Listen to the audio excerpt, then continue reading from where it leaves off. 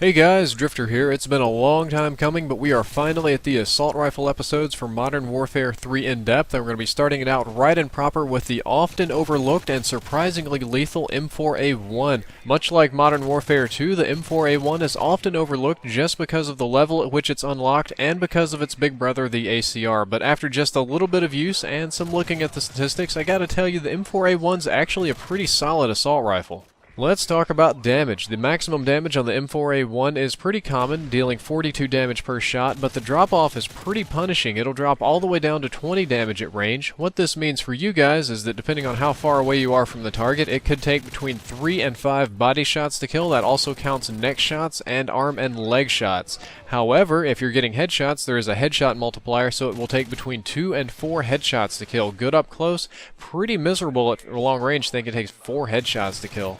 While its damage may not be too impressive, the M4A1 does help compensate with a higher than average rate of fire of 780 RPM. It's not extremely higher than average, but it is significantly higher than average. For all practical purposes and for your gameplay purposes, what this is going to mean is that your close quarters combat time to kills are going to be very, very quick, but due to the damage drop, your long range time to kill is going to be very, very slow. The actual numerical ranges on the M4 are as follows. The damage drop starts at 20 meters, and the damage drop ends at 35 meters, so you have a pretty narrow band of damage drop right there.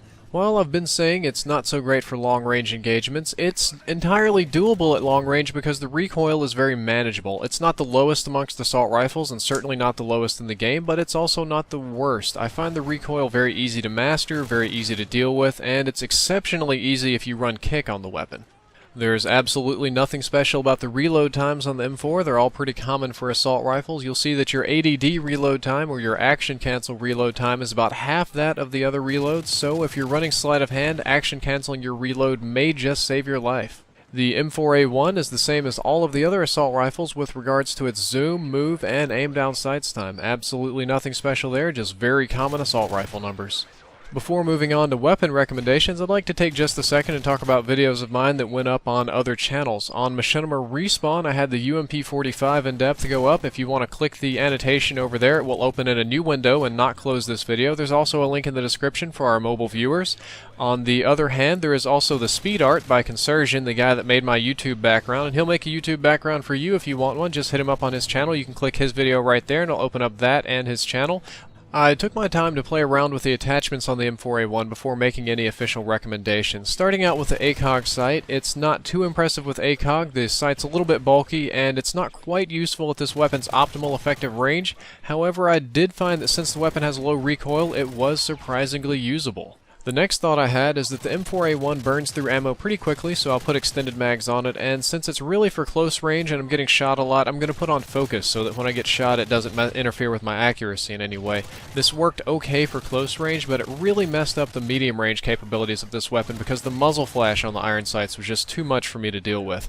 However, when I put a silencer on instead of the extended mags, it worked much, much better. The sights were much clearer, I could see what I was shooting at, and I was able to play much sneakier staying off the radar. The flinch worked, sorry, not the flinch, it's focus. Focus affects flinch. Flinch is when you get shot. I almost screwed that up.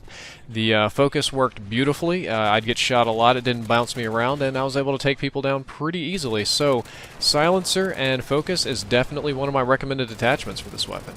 I next tried using holographic sights on the M4A1, but found them to be a little bit too obtrusive for close quarters combat, so I really wouldn't recommend those. What I would recommend, though, is a red dot sight because it's nice, it's big, it doesn't block anything. It's just a very, very clear sight that mitigates muzzle flash and makes your shots much, much more accurate. It doesn't make the gun more accurate, but it makes your handling of it much more accurate.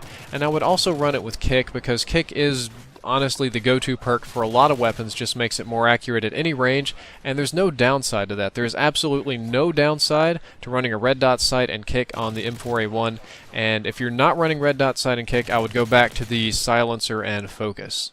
Well guys, that's all for this episode. I hope that you enjoyed it and that you learned something useful. The next episode is going to be something a little bit special. I made a machinima to demonstrate the benefits of airbursting the XM25. A lot of you really didn't get the tagging and airbursting, so I made a little 1.5 minute machinimated short to kind of explain that. I've never made a machinimated in-depth before. We're going to see how this goes and see how you like it. I hope you do like it.